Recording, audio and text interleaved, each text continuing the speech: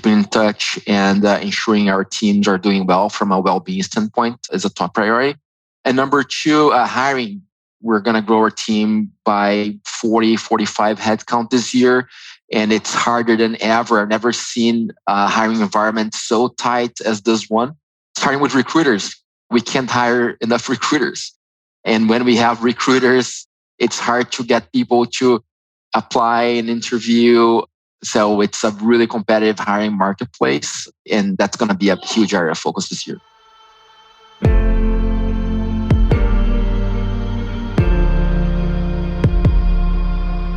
This is Sales Ops Demystified, the number one most downloaded podcast in sales operations.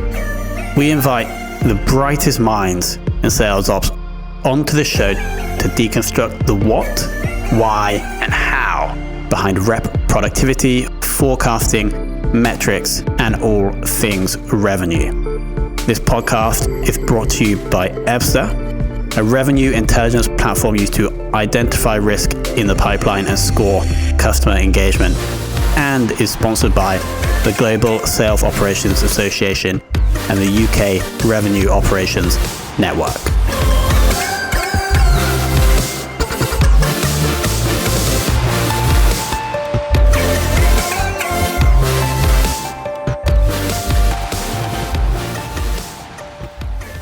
Hello and welcome to another very special episode of the Sales Ops Demystified podcast. Today, we're joined by Akira Mamizuka, who is the Global Sales Operations VP at LinkedIn. Akira, welcome to the show. Thank you so much, Tom. Thanks for having me. Very excited to spend some time with folks from the sales ops trades. Now, I'm quoting directly from your LinkedIn, Akira, but it says here, to work in sales operations is to be inside the engine room in the middle of the action. Was this something that you knew about sales ops before you made your way into the field? Or was there some other motivation for joining sales ops? I'd say I had a notion of how it would be, but it turned out even more special and exciting than I expected. I started my career in consulting. I spent 7-8 years in management consulting. My last firm was McKinsey. And at that point in time, I had done a lot of work in strategy and started to focus more on sales-related topics. So how to optimize distribution channels, incentive models, reseller strategy, coverage strategy. So I started to develop a lot of passion about sales operations, sales strategy. But at some point in time, I really wanted to transition from being an advisor to being an operator. And fast forward, that's exactly how it feels. It really feels to be in the middle of the engine room, the middle of the action. That's my passion. I have seen this a few times, this transition from consulting/advising into sales ops. What is it like? Are you just basically doing sales ops work for clients when you're in consulting? Partially, because in consulting, you do a lot of the diagnostic work, the recommendation, and at times an implementation plan. But you're never really running an operation. You're never really in charge of delivering a fiscal year plan. You're never really in charge of delivering a forecast, solving real problems. So I got to experiment a little bit of the function, but I really wanted to get my hands dirty and, again, be in the middle of the action. And what a journey it's been. I think it's 7 years at LinkedIn, starting as head of sales ops in LATAM, I believe, all the way to now VP. If you had to sum up the sales ops journey at LinkedIn for the last 7 years in one word, what would that be? Wow. Transformative. I can imagine the growth and change within LinkedIn over the past 7 years would have been incredible. Could you, right now, if it's okay, just give an idea of the structure of the sales ops function and also maybe the sales teams as well, if that can be done fast, just to give the audience a bit of context as to how sales ops fits into LinkedIn? Absolutely. So we have at the highest level on LinkedIn, we have two types of businesses that sell to companies. We have a media business, which sells advertising for companies on LinkedIn. And then we have SaaS businesses that sell subscription services to companies.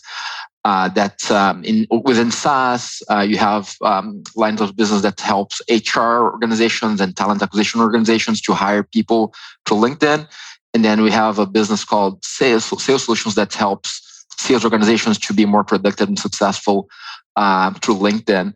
In terms of SaaS, which is what we're responsible for, we have a traditional sales dev, hunter, farmer model.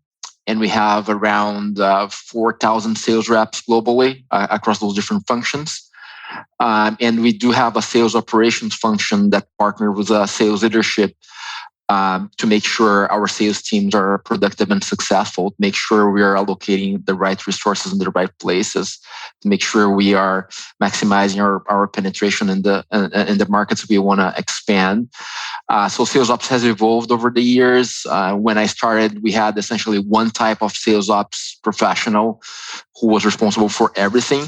As we grew and scale, we realized that for us to continue to evolve the function, we had to develop more specialization. So now we have, within sales ops, we have teams specialized only on planning and performance, on systems and tools, on business intelligence.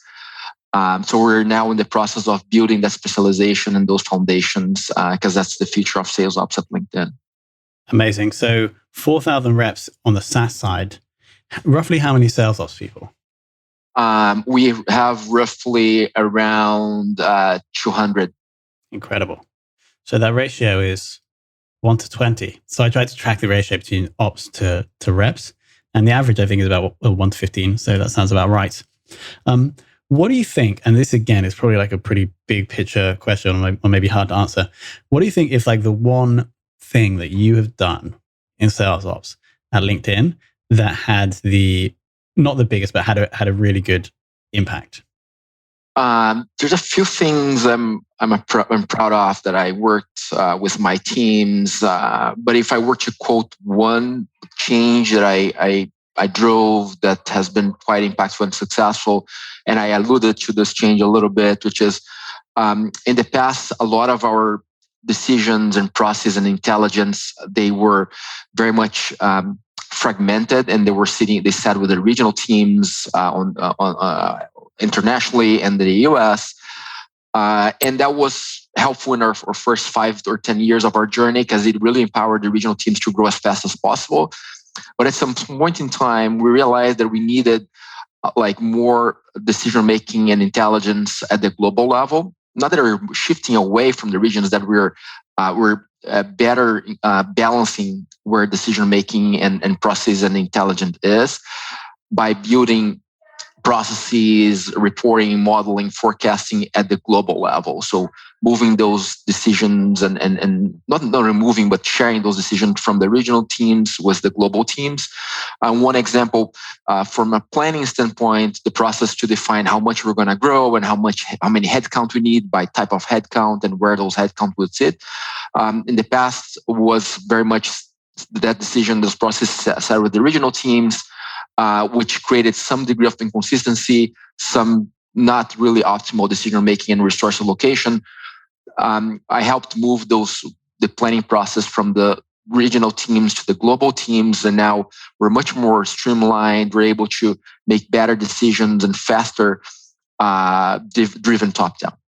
Makes total sense. What is it, would you say, it's like your core focus within SaaS sales ops at LinkedIn for the rest of 2021? Well, if I were to quote one only, allow me to quote two, but number one remains employee well-being. Although LinkedIn is doing very well in the context of the global pandemic, we still have a lot of people who are struggling to work remotely, or they're taking care of an ill family member. So keeping in touch and ensuring our teams are doing well from a well-being standpoint is a top priority. And number two, hiring. We're going to grow our team by 45 headcount this year. and it's harder than ever. I've never seen a hiring environment so tight as this one. Starting with recruiters. We can't hire enough recruiters. And when we have recruiters, it's hard to get people to apply and interview. So it's a really competitive hiring marketplace. And that's going to be a huge area of focus this year. So that's going to be if my math is correct, approximately 25% increase in headcount. Did you say before the end of the year? Before the end of the year, yeah. Or the fiscal year, we are on a July-June fiscal, so we just started our new fiscal year. And just for a bit of context, this year we also absorbed a function that runs operations for our, what I call is customer operations. So it's a team that helps sort out customer issues. It's a team of 1,000 people, and we have a team of 20 or so that run operations for the contact center. So that's part of our scope as well. My teams now go beyond sales ops to include customer operations as well. So that's included in those numbers. Amazing. I mean, you may have to change the title to RevOps, but that's a whole different story. Alex, over to you. Thanks, Tom. I'm going to ignore that long pause as I scramble to find my mouse. So I'll start that again to make it easy actually for the recording to come out. And so thanks, Tom, and thanks, Akira. It was really interesting just to hear a bit about your background and what's been going on at LinkedIn. First piece is maybe a slightly cheeky question, but based on you're talking about your starting in consulting and then moving to sales operations. Having made the move that way, I wondered, and full disclosure, I'm essentially in consulting around RevOps, but I wonder what's your most sort of frustrating thing with consultants, or what was the thing that you thought that they just don't deliver enough value on for a business? Well, there's a few things that made me transition careers. But if I were to quote the number one piece is, at some point you learn the whole toolkit, which is a really valuable toolkit, but you get frustrated or you miss seeing the results or the impact of your work. At times, your last interaction with a client is a meeting where you deliver a presentation, a recommendation, or a PowerPoint deck. And oftentimes you learn after a few months or after a year that the client didn't have the resources or the capabilities to implement any of the recommendations. So that was one of maybe the most frustrating or disappointing aspects of consulting, in my opinion. Okay. And have you used any consultants since? Have you got any from the other side of the fence now as a practitioner, having people support you? Have you found any need for using consultants or any downsides in working with consultants? Well, I don't see downsides. I think within the right context with the right goals, there's a lot of value in working with consulting firms. I'd say at LinkedIn, there are so many ex-consultants like myself. There's a very high number that there is almost like a little bit of an allergic reaction when you mention hiring consultants to come and do project work, just because there's so much expertise in-house. So we almost operate on a little bit of an extreme end of the spectrum. Often we rarely work with consultants. But having said that, there's a few situations when I engage with them, didn't end up closing a project, but there'll be an opportunity soon. Yeah, no, that's just interesting to think about. And I said, the approach that we sort of take is we want to be sort of active through the process. So exactly as you say, so that our last interaction with someone isn't, here's a load of recommendations. It's like, here's all the stuff we're going to go carry out. If you're happy, let's go do it. Otherwise, otherwise you're at the mercy of whether it gets done. But no, it's just interesting to understand and also to see that your desire to be in, actually to sort of see something through to the end and in charge of running the show. And I guess the other thing if you're consulting at the start of the journey, while you may know the playbook and you may trust the playbook, you've not necessarily seen it always proved out. And so proving it out and working out the little iterations and the changes and the very specific things for a certain use case that might, go beyond that. I suppose that must be quite interesting about being hands-on now in a new environment. Totally. And then the other thing that was really interesting to me, as you talked about, is just, was that process where you sort of took back kind of the planning process from regional teams back to the global team so that you could have a sort of better kind of strategy. But the thing that really interested me was you said actually it was absolutely the right thing that those regions had autonomy. So as your journey presumably started, then the autonomy went out to the regions so they could grow fast, and then it was like figuring out the time when it was right to take back that process and run it as a more streamlined global operation. I just wondered if there was any markers around that, things that helped you make those decisions, and also to realize when the time was right to give teams a bit more autonomy and when it was time to run it coming from a global perspective. Does that make sense? So quite a long question. Yeah, absolutely. I'll share a couple observations or insights from the first moment when it was really valuable to have autonomy at the regional level, and then an insight when we felt it was the moment to centralize decisions from a planning standpoint. So in the first wave of growth, there was a lot of value of having autonomy and decision making at the regional level, because the regional teams they cover a huge surface area. For example, in Latin America, we had now we have two offices, Brazil and Mexico. But when I started, it was only Brazil. I had just opened the office down there, covering the whole Latin America, 40 countries or so. From being in Brazil, covering all of Latin America, I would always have a much better understanding of like where our next dollar or next headcount should go from an opportunity standpoint, much better than somebody being headquarters. So, for example, we knew when the moment was right for us to build a presence in Mexico, because we had scaled the business to a stage where it was not sustainable or productive anymore to have reps flying from São Paulo to Mexico or to cover northern Latin America. So that was one example of why autonomy, regional level autonomy, was important in the first moment of the journey. But then it came a point in time when our company was already public. We were acquired by Microsoft, and then we started to have a lot more rigor in terms of things such as margins. Not only about how fast our revenue is growing, but how productive those dollars are. And then we realized that we had to make some tough trade-offs in terms of, okay, where the next dollar goes. And then when we started to look at ROI of investments and headcount investments between the regions, we saw that we were making investments that would be much better made in other area or other types of resources or headcount. So that's when I started to realize that we need to take a much smarter top-down portfolio approach from an investment standpoint. And really to do that well, you gotta move decision making top down. Brilliant. I think that's just super helpful and really clear. And I guess it really tracks with a company's sort of maturity journey. And when you're in rapid growth, the more autonomous the things can be.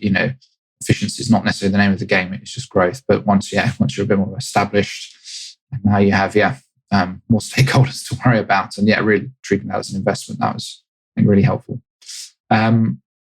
Great. And then the final piece was just you're just talking about sort of the well-being priority, and I'm just wondering, because I think that must be it's likely a massive concern for most people still, and also a real one of the benefits, I think, to come out of the pandemic. Not to say that people weren't concerned with their employees and staff well-being before, but I think a renewed focus and understanding that as the business, one, we can trust people to work from home and still be productive. And now we can sort of it's just moving, I think, the understanding of employment forward in that sense. So I just wondered if you had any insights on how you're trying to make sure you're looking after the well-being of your team, and any things you found particularly helpful to sort of progress that. Absolutely. And I'll share some thoughts in terms of some of the thinking and actions we implemented at a company level. First, we realized that ultimately we want to have an impact in the world because we're LinkedIn, but it always starts with the self. We have to ensure that our selves we are in a good place, so then we can have an impact in the company and then the world. But it always starts with the self and well-being. So at a company level, over the last 12 months, we've launched many programs to make sure employees are in a good place from a well-being standpoint. We offered 3 months called EFA, Emergency Family Leave. Forgot what the acronym means, but if you have a family member that is struggling, or you need to take care of a child, you can take up to 3 months of fully paid leave. Last April, we gave a week off to the whole company. We said, "You've done amazingly well. You need some rest as a company." So we shut down for a full week. And the wonderful thing about the model is you come back after a week and don't have to go through 1,000 emails. You're not feeling behind on that project because the whole company stopped. For people like myself, who's an immigrant, my family is back in Brazil. We have a program called Work from Any Country, where I can go back and work from Brazil for a month without my manager approval. So there's other examples, but we are doubling down on making sure that our employees are in a good place and they can be productive and successful at the company. That sounds amazing. And really wonderful things to be doing, and really obviously great leadership, and just that investing in those two things, investing in your employees and investing in flexibility and understanding. And I'm sure from your perspective, and presumably the perspective of your team, you've really appreciated that, and that helps get the most out of you. And as you said, to having that extra week off and coming back without 1,000 emails and just a whole week's worth of work to catch up must make a real difference. And we've spoken to some other people and saying how they saw at the start of the pandemic productivity was rising because people were actually doing more from home, and then their biggest concerns was how they got their team to work less because productivity was starting to dip and overworking was becoming a big deal. And actually, we've got so much time that we can give productively before we'll be tapped out. So, really helpful to hear some of the things that we've been doing around that. So, thanks very much. Tom, you're going to come back? I'm back. Akira, final and most important question. Who in the world of sales ops would you most like to take for lunch? I would say a guy who was highly influential to my career at LinkedIn called Brian Frank. He's a legend in the sales operations world. He was VP of global operations at LinkedIn for a decade. And a lot of the things that we have in place, a lot of success that we still have today is because of this guy, Brian Frank, and I have a very close personal connection with him. These days, he's COO at Cameo, and that's the guy I would take out for lunch. Incredible. Brian, shout out to Brian. Interesting to go from sales leader to COO. That does make sense, though. Akira, I want to thank you so much. The 7 years at LinkedIn must have been, as you said, transformational. So I want to thank you for coming on and being so open with learnings, with your experience. I think it's going to be incredibly valuable for the audience. So thank you so much for joining us. Thank you, Tom. Thanks, Alex. Really enjoyed talking to you guys today.